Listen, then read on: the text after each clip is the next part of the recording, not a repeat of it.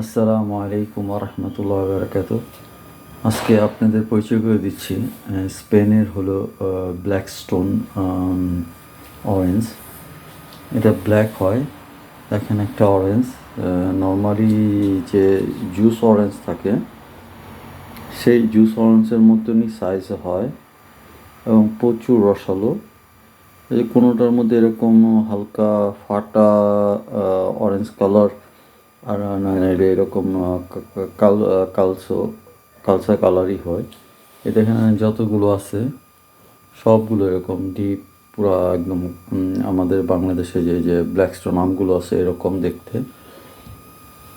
তো এটার মানে স্পেনের এই জাতটা, এটা মানে যে ইটালির যে ব্লাড অরেঞ্জ সেটা ব্লাড অরেঞ্জ নয় কিন্তু, বুঝছেন। তো এই জাতটা আমি এটা আরেকটা জাত আছে ছোট, আমি আগে সংগ্রহ করছিলাম। তো এই জাতটার গাছ আমার একটা আমি চারা কিনছিলাম অনেক দাম দিয়ে, কিন্তু দুঃখজনক হলো ডাইব্যাক হয়ে গাছটা মারা গেছে এই বছর। তো এই যে এটার মজার ব্যাপার হলো এটার মধ্যে কালার হয়, দেখেন যে এরকম, এবং সবচেয়ে সুন্দর কালার পাইছি দেখেন, এগুলো এক একটা ডেকোরেশনের মতন, মানে এত সুন্দর কালার ওই যেটা।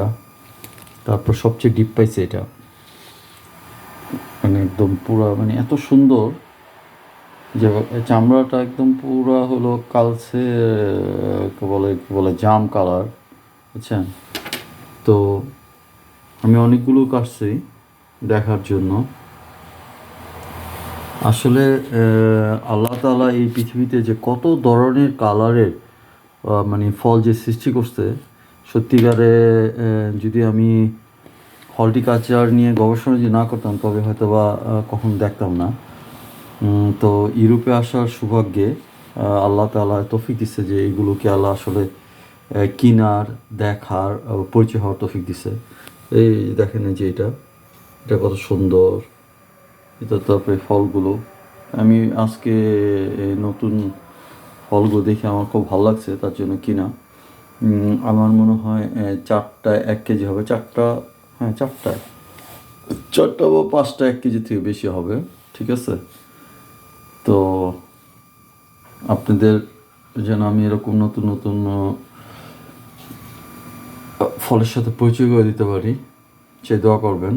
আসলে এইগুলো সবই হলো পরিকল্পনা, যে আল্লাহ তাআলা যখন তৌফিক দেবেন এগুলো সব বাংলাদেশে নিয়ে আসার জন্য।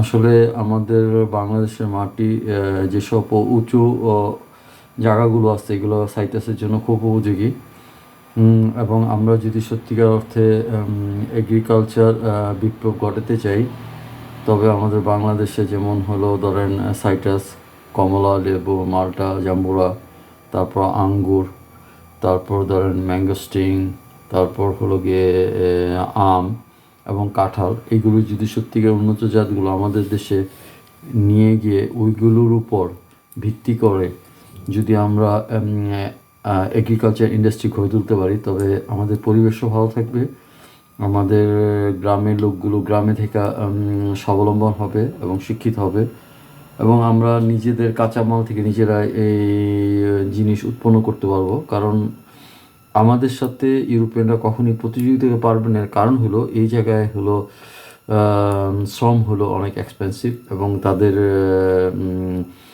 চাষের জমি দিন বাই দিন আমাদের থেকে অনেক কমে গেছে। তো তো আমরা যদি সত্যিকারে এই মানে ইন্ডাস্ট্রি, কেমিক্যাল ইন্ডাস্ট্রি বিপ্লব না করে যদি আমরা অ্যাগ্রো বিপ্লব ঘটাতে পারি আমাদের বাংলাদেশে, তা আমার মনে হয় আমরা পৃথিবীতে আবার লিডিং ক্ষমতা চলে যাব, যেটা আজ থেকে 300-400 বছর আগে আমরা ছিলাম। আমাদের এগ্রিকালচার খুব প্রতিষ্ঠিত ছিল, ইউরোপিয়ানরা আমাদের দেশে বাণিজ্য করতে যেত। তো সেই অবস্থা হবে ইনশাল্লাহ। তো দোয়া করবেন যেন বেশি বেশি দেশের জন্য কাজ করতে পারি, এবং আপনাদের নতুন নতুন জিনিস পরিচয় করে দিতে পারি, যেন যে কেউর মাধ্যমে আমাদের দেশে জাতগুলো যাইতে পারে। তো সবাই ভালো থাকেন, আল্লাহ হাফিজ, আসসালামু আলাইকুম।